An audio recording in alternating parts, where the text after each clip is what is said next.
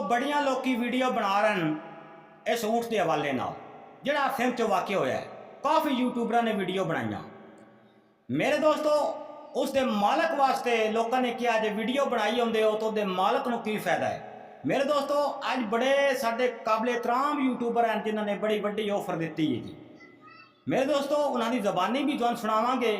उन्होंने आख्या है कि असी उस कट्टी टांग के नाल 5 लाख रुपया उसकी कीमत देने हैं।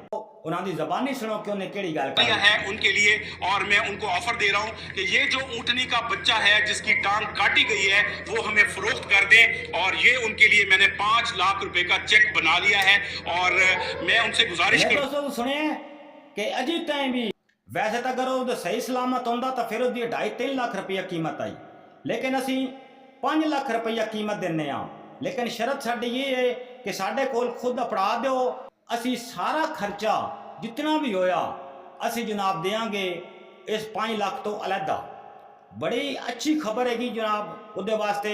लेकिन उन्हें यह भी किया है कि कोई ज़बरदस्ती नहीं, अगर वो सानू देना चाहे तो फिर असी लवांगे, कोई ज़बरदस्ती नहीं असी उहदे तो लै रहे।